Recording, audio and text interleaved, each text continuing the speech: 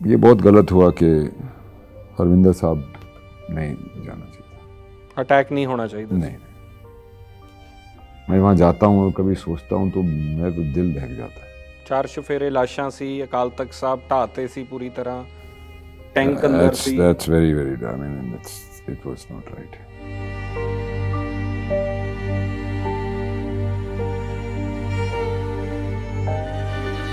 सिख क्यों बोलते हैं सिख को? जो सीखता है, a learner. And that's what I am being in life, and so I think I'm very sick. Randeep Hooda ਸਿੱਖ ਮਹਿਸੂਸ ਕਰਦੇ ਆਪਣੇ ਆਪ ਨੂੰ? I'm a learner, man. I'm a learner. 3 ਸਾਲ ਤੁਸੀਂ ਕੇਸ ਕਤਲ ਨਹੀਂ ਕੀਤੇ, ਕੈਂਚੀ ਨਹੀਂ ਲਾਈ, नहीं, ਫਿਰ ਉਹ ਜਦੋਂ ਕੱਟਣੇ ਪਏ ਤਾਂ ਫਿਰ ਉਹ ਜਜ਼ਬਾਤ ਬਾਹਰ ਆਉਣੇ ਇੱਕ ਵੱਖਰੀ ਗੱਲ ਹੈ। हाँ बिल्कुल, मैं एकदम नंगा फील करने लगा। ਤੁਸੀਂ ਮੇਰੇ ਖਿਆਲ ਕੜਾ ਵੀ ਤੁਸੀਂ ਧਾਰਨ ਕੀਤਾ। हाँ नहीं, सब कुछ किया। मैं स्मोकिंग भी छड़ती, मैं सब Smoking भी छड़ती? हाँ हाँ, मैं पूरा वो बड़ा मैं ਇਹ ਔਖਾ ਸੀ ਤੁਹਾਡੇ ਵਾਸਤੇ? जी बिल्कुल बिल्कुल, बहुत औखा सी, तो बहुत लॉस हुआ। और पर फिर भी वेट करते रहे पूरे 3 साल के? ये हाँ, नहीं मैं हुआ ना कि- मैं कसम खाई थी मैंने ग्रंथ साहब के सामने कि मैं आपके सिखों ने, मैंने म्यूजियम देखा ना जब गोल्डन टेम्पल में, मैंने स्क्रिप्ट पढ़ी थी, म्यूजियम देख के मैं हिल गया। 4 बंगला गुरुद्वारा गया, वहाँ पे मत्था टेका, सॉरी बोला कि मेरे को अपना कर्म करना है और मेरा कर्म एक्टर है। ਜਦੋਂ ਕੇਸ ਕਤਲ ਕੀਤੇ, ਮਤਲਬ ਜਦੋਂ जी ਤੁਸੀਂ जी ਫਿਰ ਫਾਈਨਲੀ? जी, जी, और फिर बड़ा आंसुओं में मेरे को बड़ा दुख हुआ। मेरे को लगा मेरे जैसे तो बच्चा किसी ने ले लिया।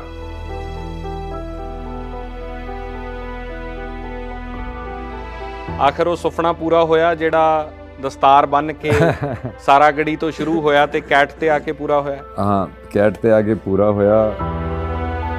ਬਾਹਰ ਆ ਜਾਂਦੇ ਹੋ, ਜਿੰਨੀ ਕਰੈਕਟਰ ਦੇ ਅੰਦਰ ਚਲੇ ਜਾਂਦੇ ਹੋ, ਕਿ ਬਾਹਰ ਆਉਣ ਲਈ ਸਮਾਂ ਲੱਗਦਾ ਹੈ? ਉਹਦਾ ਇੱਕ ਹੀ ਉਹਦਾ ਇਲਾਜ ਹੈ, ਦੂਜਾ ਕੰਮ ਲੱਭ ਲਓ ਫਿਰ ਉਹਦੇ ਚ ਕੁਝ ਹੋਰ ਕੋਈ ਦਾ ਇਲਾਜ ਹੀ ਨਹੀਂ ਹੈ। ਇਹਦੇ ਤੋਂ ਕੀ ਉਮੀਦਾਂ ਹੈ ਕਿ ਪੰਜਾਬ ਦੇ ਲੋਕ ਤੁਹਾਨੂੰ ਉਸ ਤਰ੍ਹਾਂ ਪਿਆਰ? ਜ਼ਾਹਿਰ ਜੀ ਪੰਜਾਬ ਦੇ ਲੋਕ ਮੈਨੂੰ ਸਰਦਾਰ ਕੇ ਰੂਪ ਵਿੱਚ ਦੇਖ ਲਾ, ਉਨਾ ਹੀ ਬਹੁਤ ਹੈ। ਇਹ ਖੁਸ਼ੀ ਹੈ ਤੁਹਾਡੇ ਲਈ? ਮੈਨੂੰ ਬਹੁਤ ਖੁਸ਼ੀ ਹੈ। ਬਣ ਲੈਂਦੇ ਹੋ ਵੈਸੇ ਤੁਸੀਂ? हाँ, थोड़ा बहुत बन लेने हैं ਕੀ ਮਹਿਸੂਸ ਕੀ ਹੋਇਆ? यार। पहन के ना आदमी में रिस्पॉन्सिबिलिटी बढ़ जाती है एकदम से सेंस ऑफ रिस्पॉन्सिबिलिटी आती है, कोई मस्करापन, कोई ऐसे कुछ, मतलब आदमी, मैं तो फील नहीं करता। ਇਹ ਸਰਦਾਰ ਰਣਦੀਪ ਹੁੱਡਾ ਨੂੰ ਜੋ ਨਜ਼ਰ ਆਇਆ, ਬਾਕੀ ਸਾਰੇ ਬਾਲੀਵੁੱਡ ਨੂੰ ਨਜ਼ਰ ਕਿਉਂ ਨਹੀਂ ਆਉਂਦਾ? अंदर से आप क्या महसूस करते हैं, उसका खेल है। ਪੰਜਾਬੀ ਤੁਹਾਨੂੰ ਇਸੇ ਤਰ੍ਹਾਂ ਪਿਆਰ ਕਰਦੇ? भाई बोले सो निहाल, ਸਤਿ ਸ੍ਰੀ ਅਕਾਲ। On air.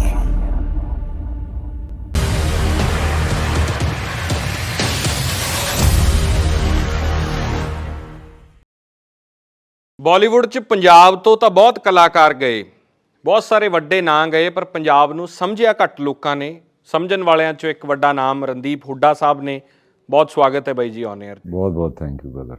ਆਖਰ ਉਹ ਸੁਪਨਾ ਪੂਰਾ ਹੋਇਆ ਜਿਹੜਾ ਦਸਤਾਰ ਬੰਨ ਕੇ ਸਾਰਾਗੜੀ ਤੋਂ ਸ਼ੁਰੂ ਹੋਇਆ ਤੇ ਕੈਟ ਤੇ ਆ ਕੇ ਪੂਰਾ ਹੋਇਆ? हाँ, कैट ते आगे पूरा होया। मैं बहुत डिसअपॉइंटेड सीगा, बहुत हार्ट ब्रोकन सीगा कि मैं इन्नी मेहनत की, इन्ना मैं सीखिया, इन्ना मैं स्टडी की, इन्नी मैं अपने मन च कहते ना मन नीवा ते मत उच्ची, मैं ना ओदी प्रैक्टिस की, मतलब रियल लाइफ विच, पर वो होया नहीं। तो बड़ा हार्ट ब्रोकन सीगा। फिर उपर वाले ने वापस ला के इत्थे मेरे जोड़ी च पा दिता कैट, तो फिर मैं तो बहुत खुश होया। और ये मैंने फिर वही कोशिश की कि जड़ा अपना रिप्रजेंटेशन जी बॉलीवुड होंदी आ सिखां दी, वो बहुत ही कैरीकेचरिश होंदी आ। पहला तो मजाक उड़ांदा, एक कॉमेडी का करैक्टर होंदा सी, ओहदा मजाक उड़ांदे सी। फिर ਉਹਦੇ बाद फिर वो मुच्छा नूं जट वो साथड़ा नूं पिटा, जो मतलब यही आ। तो वो फिर मैं देखा, तो जब ये मेरे पास आया तो मैंने बल्ली से बात की। मैं कहा यार बल्ली, एक इसमें क्या डिफरेंस क्या लाएं कि भाई इसको थोड़ा सा अलग करें। तो फिर मैंने जो खुद डिस्कवर किया था कि सिख आदमी थोड़ा ऐसे होता है, कल्चर्ड, स्पिरिचुअल, डीप, मैनर्ड, लोग होते हैं, वो ब्रैश लोग नहीं होते हैं जैसे दिखाया जाता है। तो हमने फिर वो उससे एक थ्रेड लेके फिर ये कैरेक्टर बुना जो कि एक बिलीवर है और जो मजबूरी की वजह से सब कुछ कर रहा है। तो वो एक एफर्ट रहा है इसमें।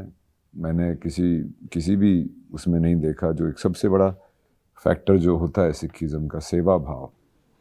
मैंने तो किसी पिक्चर में नहीं देखा कोई भी कैरेक्टर, सिख कैरेक्टर सेवा करदा हो, जूते साफ करदा हो, लंगर च कम करदा हो, गुरुद्वारे च पोचा लांदा हो, झाड़ू लांदा हो, कोई किसी कैरेक्टर कभी नहीं देखा। ਬੱਲੇ ਬੱਲੇ ਹੜੀਪਾ ਤੋਂ ਬਾਹਰ ਨਹੀਂ ਆਇਆ ਬਾਲੀਵੁੱਡ। हाँ बड़े ਜਿਵੇਂ ਜੌਨੀ ਲੀਵਰ ਦਾ ਇੱਕ ਰਾਜਾ ਹਿੰਦੁਸਤਾਨੀ ਦਾ ਕਿਰਦਾਰ ਬਿਨਾਂ ਦਾੜੀ ਤੋਂ ਟੋਪੀ ਟਾਈਪ ਪੱਗ ਬਣਾਤੀ। हाँ ਇਹ ਇਵਨ ਸਿੰਗਸ ਕਿੰਗ ਵੀ ਆਈ ਹੋਵੇ ਅਕਸ਼ੇ ਕੁਮਾਰ ਦੀ, ਉਹਨਾਂ ਦੀ ਦਸਤਾਰ ਹੀ ਚੰਗੀ ਨਹੀਂ ਹੁੰਦੀ। ਹਾਂ ਉਹਨਾਂ ਦਸਤਾਰ नहीं होती, ਉਹਨਾਂ ਦੀ पगड़ी होती है, तो वो दस्तार की तरह से पहनते ही नहीं है। तो वो मैंने कोशिश की इसके अंदर वो किया जाए। कैरेक्टर चाहे जैसा भी हो पर सेंट्रल थीम जो भी है, दो भाइयों की कहानी है और पंजाब के जो पार्टीशन के बाद जो डार्केस्ट 2 पीरियड रहे हैं, insurgency and the drug problem because it's a border state, वो उन दोनों कहानियों के बीच में 1990 के दशक में और 2000 के पहले दशक के अंदर जो 2 कहानियाँ चल रही हैं, सेम कैरेक्टर होता है जो पहले इंसर्जेंसी के टाइम एक मजबूरी की वजह से कैट बनता है which is counter against terrorism. तो मुखबर टाइप जो होते हैं ऐसे बहुत सारी ऑर्गेनाइजेशंस में हुआ है और वो वहाँ पे होता है। फिर इतने साल बाद उसका भाई फिर से इस प्रॉब्लम में फंस जाता है, ड्रग्स।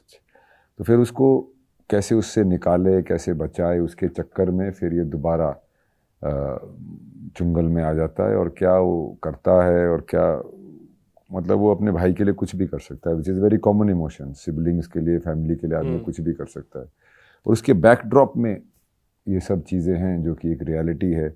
जैसे मैं हमेशा कहता हूँ कि हिंदी पिक्चरों में सरसों के खेत में फिर वो साड़ी में स्लो मोशन में लड़की भाग के आती है और वो चिपक जाते हैं। मैं क्या, जिसका खेत है वो तो बड़ा गुस्सा हो रहा होगा मेरी फसल खराब कर दी। तो सरसों का खेत एक्चुअली रिप्रेजेंट्स के मेहनत, खून पसीना, बारिश से बचना, पानी देना, फर्टिलाइजर लगाना, ये करना, वो करना, उसको काटना, बेचना, वो सब चीज़ों का जो एक दर्द, एक मेहनत होती है। मैं क्या, उस पॉइंट ऑफ व्यू से सरसों का खेत दिखाना भाई, नहीं तो ये फिर वही चीज़ हो जाएगी। तो पूरी कोशिश की गई है इसमें। देखो आप लोगों को, दर्शकों को कैसा लगता है। ਤੁਸੀਂ ਦਸਤਾਰ ਆਪ ਸਜਾਈ ਕਿ ਕੋਈ ਤੁਹਾਡੇ ਸਿਰ ਤੇ ਬੰਨਦਾ ਸੀ? मैं 2-3 दिन मैंने भी बननी पर मैं थोड़ा, मेरी इतनी अच्छी नहीं लगी।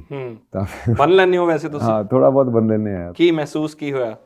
यार पहन के ना आदमी में रिस्पॉन्सिबिलिटी बढ़ जाती है।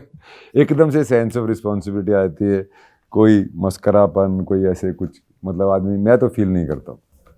एकदम से आदमी पता नहीं क्या एक सेंटली फीलिंग आ जाती है। It is a land of, बदले थोड़े है जी, जज्बात बदले, इमोशंस च भी फर्क आਉਂਦਾ है कोई? हाँ, एक गंभीरता आ जाती है, एक सहनशीलता आ जाती है, एक श्रद्धा आ जाती है। ਇਹ ਸਰਦਾਰ ਰਣਦੀਪ ਹੁੱਡਾ ਨੂੰ ਜੋ ਨਜ਼ਰ ਆਇਆ, ਬਾਕੀ ਸਾਰੇ ਬਾਲੀਵੁੱਡ ਨੂੰ ਨਜ਼ਰ ਕਿਉਂ ਨਹੀਂ ਆਉਂਦਾ? क्योंकि उनका शायद दृष्टिकोण यही रहा है, उनका एक्सपोजर यही रहा है। मेरा एक दोस्त है मनिंदर सिंह, उन्होंने मुझे सारागढ़ी के टाइम में भी बहुत हेल्प की थी और इसके टाइम में भी बहुत हेल्प की थी। भाई किस स्टाइल की पग पहननी चाहिए, किस स्टाइल की उस वक्त होती थी, क्या उसकी रिसर्च होती थी, और वो सारी चीज़ों को मिला के I was able to create even in Saragarhi Sikh character who you know is Sikh inside. जैसे आप अंदर से आप क्या महसूस करते हैं, उसका खेल है। हाँ, एक्सटीरियर है, आपकी दाढ़ी है, केश है, पगड़ी है, कड़ा है, सब कुछ है, पर आप अंदर से क्या महसूस करते हैं। तो मैं अंदर से जो एक पायसनेस, एक जो सिख स्पिरिचुअलिटी को मैं महसूस कर पाया, and I am very grateful for it. Transform हुए बिल्कुल इंटरनली बिल्कुल बिल्कुल। मैं जब मैंने, सबसे पहली चीज़ क्या होती है, जब मैंने केश रखे तो वैनिटी चली गई। आदमी में से जब वैनिटी जाती है ना, जब अपने आप को शीशे में थोड़ा देखना, वो जब वो जाता है ना आदमी से, तो आदमी के अंदर एक और डीपर बदलाव आता है, which is soulful, more soulful than just exterior change, which I felt during preparation of Saragadi and which I tried to bring here, though they were many years apart. but that definitely is there, and I hope people see that and appreciate it. ਉਹ ਪੂਰੀ ਨਹੀਂ ਹੋ ਸਕੀ, ਇਹ ਦਰਦ ਵੀ ਰਹੂਗਾ ਤੁਹਾਡੇ ਦਿਲ ਅੰਦਰ? ਹਾਂ ਬਿਲਕੁਲ ਬਿਲकुल। ਮੈਂ 3 ਸਾਲ ਜਿਹੜੇ ਪ੍ਰੋਜੈਕਟ ਤੇ ਜਿਹੜੇ ਸੋਚ ਤੇ ਜਿਹੜੇ ਕਿਰਦਾਰ ਤੇ ਲਾਤੇ ਸੀ ਸਾਰੇ ਜ਼ੀਰੋ ਹੋ ਗਏ। तो फिर एक ਉਹ ਵੀ 3 ਸਾਲ ਤੁਸੀਂ ਕੇਸ ਕਤਲ ਨਹੀਂ ਕੀਤੇ, ਕੈਂਚੀ ਨਹੀਂ ਲਾਈ? ਨਹੀਂ ਜੀ, ਨਾ ਦਾੜੀ ਤੇ ਨਾ ਆਪਣੇ ਕੇਸਾਂ ਤੇ ਕਿਤੇ ਵੀ? ਕਿੱਥੇ ਵੀ ਨਹੀਂ ਲਾਈ। ਔਰ ਉਸ ਪੀਰੀਅਡ ਦੇ ਦੌਰਾਨ ਤੁਸੀਂ ਮੇਰੇ ਖਿਆਲ ਕੜਾ ਵੀ ਤੁਸੀਂ ਧਾਰਨ ਕੀਤਾ? हाँ नहीं, सब कुछ किया। मैं स्मोकिंग भी छड़ती, मैं सब स्मोकिंग भी छड़ती? हाँ हाँ, मैं पूरा वो बड़ा वो मैं ਇਹ ਔਖਾ ਸੀ ਤੁਹਾਡੇ ਵਾਸਤੇ? जी बिल्कुल बिल्कुल, बहुत औखा सी। पर वो करके ना एक होर एक जो डिटर्मिनेशन, एक और ज़्यादा डिटर्मिनेशन आ गई कि कुछ करना है। और जब वो पिक्चर अपने अंजाम तक पहुंची नहीं तो मुझे एक हॉलीवुड की पिक्चर मिली एक्सट्रैक्शन, जो कि भी मैं छोड़ने वाला था कि ये पूरी हो जाए पहले।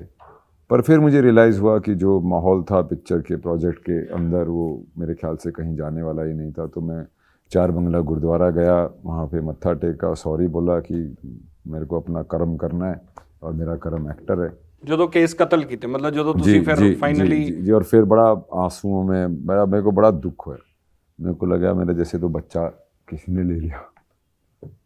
इमोशनल हो बहुत ज़्यादा? नहीं, इमोशनल तो खैर हर कोई होता है, कोई दिखाता है कोई नहीं। ਪਰ ਕਿਉਂਕਿ ਇਹ ਤੁਹਾਡੀ ਆਮ ਜ਼ਿੰਦਗੀ ਦਾ ਹਿੱਸਾ ਨਹੀਂ ਸੀ, नहीं जी, ਕੇਸ ਰੱਖਣੇ ਤੁਹਾਡੀ ਆਮ ਜ਼ਿੰਦਗੀ ਦਾ ਹਿੱਸਾ ਨਹੀਂ ਸੀ। ਫਿਰ ਉਹ ਜਦੋਂ ਕੱਟਣੇ ਪਏ ਤਾਂ ਫਿਰ ਉਹ ਜਜ਼ਬਾਤ ਬਾਹਰ ਆਉਣੇ ਇੱਕ ਵੱਖਰੀ ਗੱਲ ਹੈ, ਇੱਕ ਵੱਖਰੇ ਟਰਾਂਸਫੋਰਮੇਸ਼ਨ ਦੀ, ਇੱਕ ਸਪਿਰਿਚੁਅਲਿਟੀ ਦੀ ਗੱਲ ਵੀ ਸੀ ਉਹ।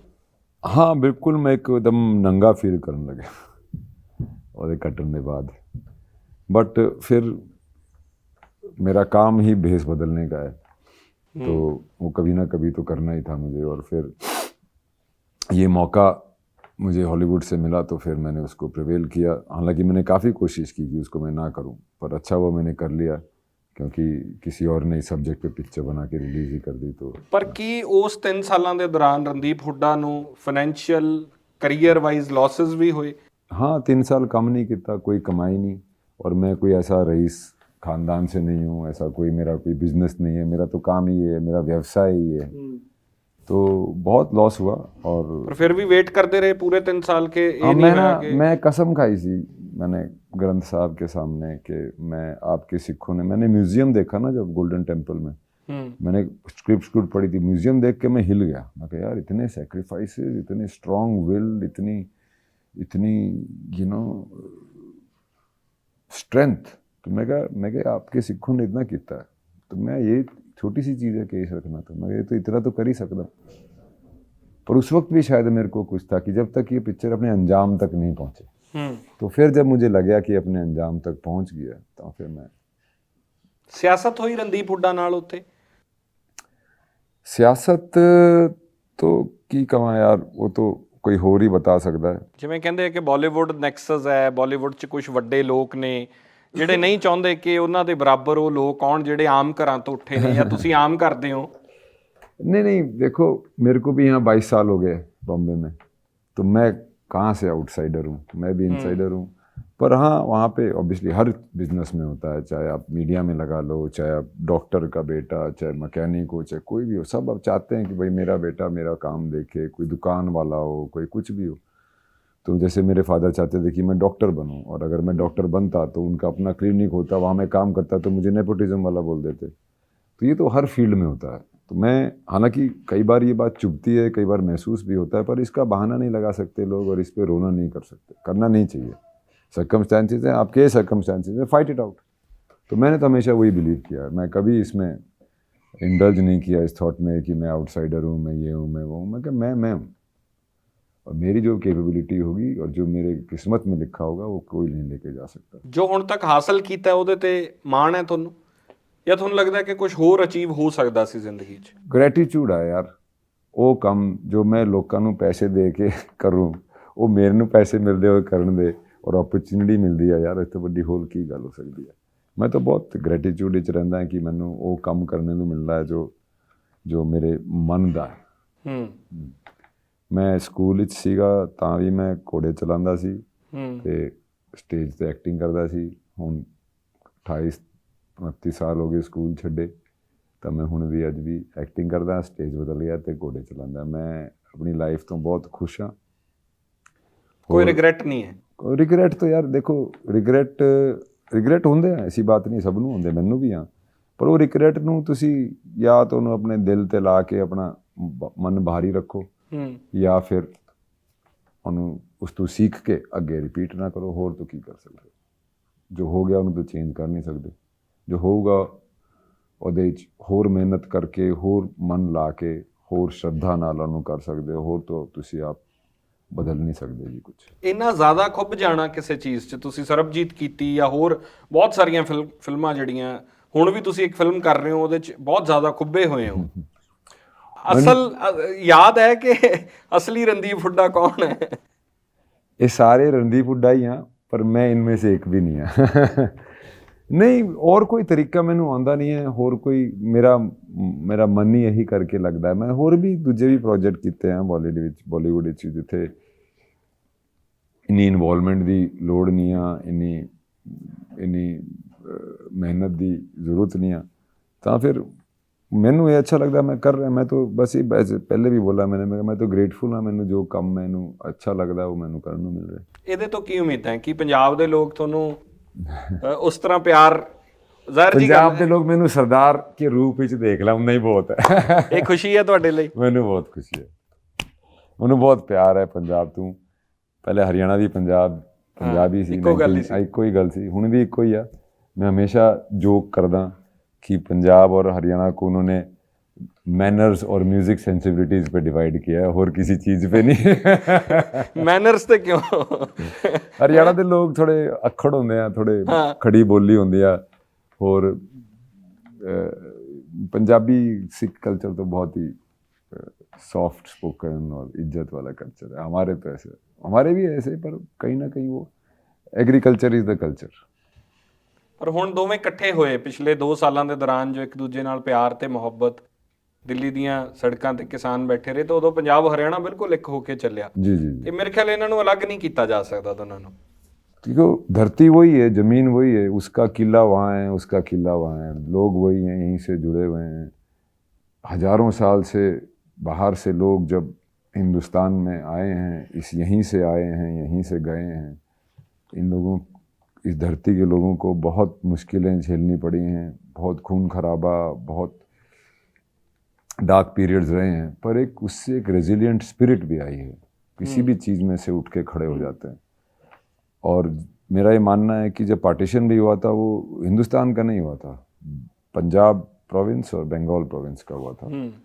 तो उसके अंदर जो लोगों ने झेला, और वो अभी भी यहाँ पे है। जैसे मैं हाईवे की शूटिंग कर रहा था फिरोजपुर में, और वहाँ पे एक अनाज मंडी है, पुरानी खंडर हो गई अब तो। ऐसा लगता है कि किसी ने एक आर्टरी काट दी है, खून आना बंद हो गया। तो वो एक ट्रेजेडी है, पर अब तो काफ़ी साल हो गए हैं, अब लोग उससे उठ गए हैं, और अब तो बढ़ रहा है। पर इस ज़मीन, इस धरती ने बहुत खून, बहुत पसीना, बहुत बलिदान, बहुत सहनशीलता देखी। ਬਾਹਰ ਆ ਜਾਂਦੇ ਹੋ, ਜਿੰਨੀ ਕਰੈਕਟਰ ਦੇ ਅੰਦਰ ਚਲੇ ਜਾਂਦੇ ਹੋ, ਕਿ ਬਾਹਰ ਆਉਣ ਲਈ ਸਮਾਂ ਲੱਗਦਾ ਹੈ? ਅੰਦਰ ਕੈਰੈਕਟਰ ਦੇ ਕੋ ਮੈਨੂੰ ਯਾਰ ਸਕਿਨ ਆਫ ਦੀ ਕੈਰੈਕਟਰ ਅੰਦਰ ਜਾਣਾ ਮੈਨੂੰ ਐਕਚੁਅਲੀ, ਜਿਵੇਂ ਸਾਰਾਗੜੀ ਤੇ ਤੁਸੀਂ ਕਿਹਾ ਕਿ 3 ਸਾਲ ਲਈ ਕੇਸ ਰੱਖੇ ਤੁਸੀਂ, ਆਮ ਸ਼ੋਰ ਤੁਸੀਂ ਸਿੱਖ ਲਿਟਰੇਚਰ ਪੜਿਆ ਹੋਣਾ ਹੈ। ਉਹਦਾ ਇੱਕ ਹੀ ਉਹਦਾ ਇਲਾਜ ਹੈ, ਦੂਜਾ ਕੰਮ ਲੱਭ ਲਿਓ, ਫਿਰ ਉਹਦੇ ਚ ਗੁੱਸ ਜਾਓ, ਹੋਰ ਕੋਈ ਦਾ ਇਲਾਜ ਹੀ ਨਹੀਂ ਹੈ। ਪਰ ਉਸ ਦੌਰ ਚੋਂ ਕੁਝ ਪਰਮਾਨੈਂਟਲੀ ਨਾਲ ਰਿਹਾ ਤੁਹਾਡੇ? ਜਿਵੇਂ ਤੁਸੀਂ ਕਿਹਾ ਮਨ ਨੀਵਾ ਮਤ ਉੱਚੀ ਨੇ ਤੁਹਾਨੂੰ ਮੂਵ ਕੀਤਾ, ਉਸ ਗੱਲ ਨੇ ਤੁਹਾਨੂੰ ਬਹੁਤ ਮੂਵ ਕੀਤਾ। नहीं, कि उस दौर चो ਤੁਹਾਡੇ ਨਾਲ परमानेंट जिंदगी पर भी कुछ चीज़ें रही हैं?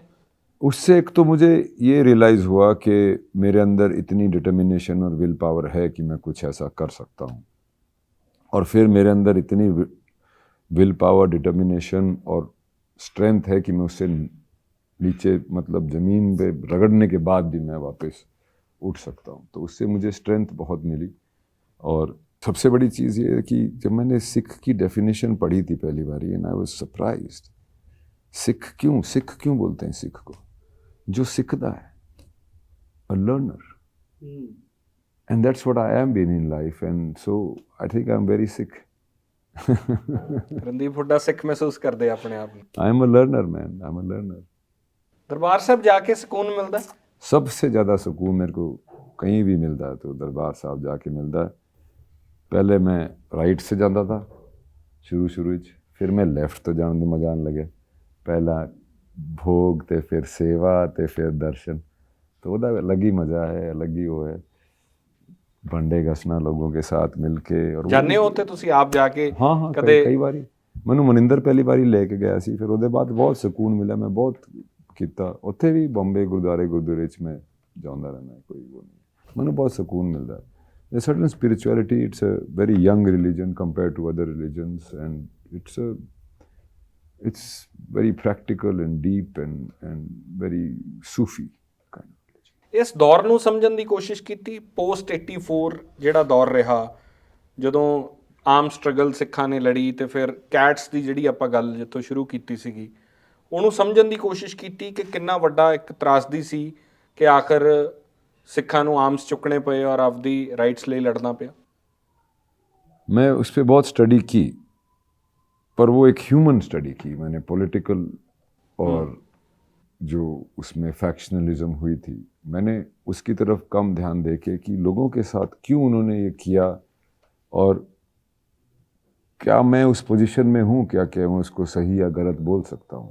मैं उस पोजीशन में नहीं हूँ क्योंकि मैं उस सिचुएशन में नहीं था, पर मैंने स्टडी की है, और कौन सही है कौन गलत है ये तो डिबेटेबल है, कोई कुछ बोलता है कोई कुछ बोलता है, पर ये बहुत गलत हुआ कि हरविंदर साहब नहीं जाना चाहिए था, अटैक नहीं होना चाहिए। नहीं, मैं वहाँ जाता हूँ और कभी सोचता हूँ तो मैं तो दिल दहक जाता है। 4 ਚੁਫੇਰੇ ਲਾਸ਼ਾਂ ਸੀ, ਅਕਾਲ ਤਖਤ ਸਾਹਿਬ ਢਾਤੇ ਸੀ ਪੂਰੀ ਤਰ੍ਹਾਂ, ਟੈਂਕ ਅੰਦਰ ਸੀ। That's very I mean it was not right, I feel. Otherwise other things are political and all that, but that sanctity of that place. But the beautiful thing about that place is that it has been done, many bad things have been done to that place, ਬਹੁਤ ਵਾਰ, but it just brings up more golden every time. ਕੀਰਤਨ ਸੁਣਿਆ ਤੁਸੀਂ ਕਦੇ? ਬਹੁਤ ਸੁਣੇ, ਬਹੁਤ ਹਾਂ ਸੁਣੇ। ਦਿੱਲੀ ਦੀਆਂ ਸੜਕਾਂ ਤੇ ਨਵੰਬਰ ਦੇ ਵਿੱਚ ਵੀ ਜੋ ਹੁੰਦਾ, ਟਾਇਰ ਪਾਏ ਗਏ, ਬਹੁਤ ਸਾਰੇ ਸਿੱਖ ਮਾਰ ਦਿੱਤੇ, ਉਹ ਵੀ ਪਰੇਸ਼ਾਨ ਕੀਤਾ ਤੁਹਾਨੂੰ? ਬਿਲਕੁਲ, violence begets violence, and it was a terrible time. I remember even in Rohtak at that time how things were turning out, and I was very young at that time, and it's a complicated situation, it's a complicated topic and a case, and I don't think I'm very qualified to give statements about it. I'm just a person, an observer, and because of my public stand where I'm being interviewed, I don't think it's right of me to take a stand of any kind, really. ਸਭ ਤੋਂ ਨੇੜਲਾ ਕਿਰਦਾਰ ਰਣਦੀਪ ਦੀ ਜ਼ਿੰਦਗੀ ਦਾ ਕਿਹੜਾ ਰਿਹਾ? रणदीप। रणदीप भी किरदार निभा रहा है। हाँ, रणदीप भी किरदार, ये सभी अपनी किरदार ही हैं यार, कोई बेटा, कभी भाई, कभी स्टूडेंट। कट के कहने यार रणदीप कमाल करती नहीं ऐसे कुछ नहीं, मैं कहा यार अगली बारी अच्छा करना, इस बार इतना नहीं किया। ਤੁਹਾਨੂੰ ਸੈਟੀਸਫੈਕਸ਼ਨ ਵੀ ਨਹੀਂ ਹੁੰਦੀ ਜਿੰਨਾ ਕਿ ਮੈਂ ਤੁਹਾਨੂੰ ਮਿਲਿਆ 2-4 ਵਾਰੀ, ਆਪਣੀ ਗੱਲਬਾਤ ਹੁੰਦੀ ਹੈ, ਤੁਸੀਂ ਛੇਤੀ ਕਿਤੇ ਸੈਟੀਸਫਾਈ ਨਹੀਂ ਹੁੰਦੇ। मैं ना एक्यूपंचरिस्ट थी मेरी, एक अभी एक्यूपंचर मैंने शुरू किया थी, मेरे नर्व थोड़ी सी प्रॉब्लम हुई थी, तो वो मेरे को बोले थे कि आप, बोले स्ट्रेस की वजह से कर रहा था मैं, तो बोले आप किस चीज़ में खुशी ढूंढते हैं? मैं बोला काम। वो बोला आपका काम तो आर्टिस्ट का है, आर्टिस्ट तो अनसेटिस्फाइड रहता है। मैं कहा यार ये क्या बात बोल दी इसने, काम में तो खुशी ढूंढ ही नहीं सकता आर्टिस्ट, यू नो। तो अब मैं छोटी छोटी और चीज़ों में खुशी ढूंढने की कोशिश करता हूँ, हालांकि मुश्किल है। रिश्तियां च खुशियां मिल जाती हैं? हाँ मिल जाती है, रिश्तियां च खुशियां। सब तो बड़ी खुशी तो यार रिश्तियां च एक होती है, सब तो बड़ी खुशी होती है अपने आप से जो रिश्ता होता है ना आदमी का, वो slowly I am getting more and more comfortable with my self, with my flaws, with my good things and bad things, and saying that hey, I'm only human. And that's, I'm getting more and more comfortable with myself, and I think that's the relationship. If everybody works that out, I think we'll have lesser problems in the world. ਕੀ achieve ਕੀ ਕਰਨਾ ਹੈ? ਆਖਰੀ ਗੋਲ ਕੀ ਹੈ ਜ਼ਿੰਦਗੀ ਦਾ? पता नहीं यार, मेरे जाने के बाद लोग मुझे याद रखें और तो की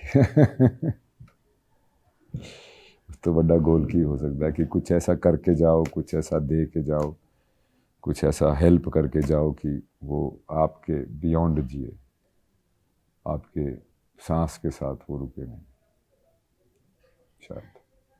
ਬਹੁਤ ਧੰਨਵਾਦ, ਤੁਸੀਂ ਸਮਾਂ ਦਿੱਤਾ, ਗੱਲਬਾਤ ਕੀਤੀ। थैंक यू ਉਮੀਦ ਕਰਦੇ ਹਾਂ ਕੈਟ ਔਰ ਉਸ ਤੋਂ ਬਾਅਦ ਹੋਰ ਬਹੁਤ ਸਾਰੀਆਂ ਐਸੀਆਂ ਸੀਰੀਜ਼ ਲੈ ਕੇ ਆਵਾਂਗੇ। थैंक यू ਔਰ ਤੁਹਾਡਾ ਪੰਜਾਬ ਦੇ ਨਾਲ ਪਿਆਰ ਇਸੇ ਤਰ੍ਹਾਂ ਬਣਿਆ ਰਵੇ, ਪੰਜਾਬੀ ਤੁਹਾਨੂੰ ਇਸੇ ਤਰ੍ਹਾਂ ਪਿਆਰ ਕਰਦੇ।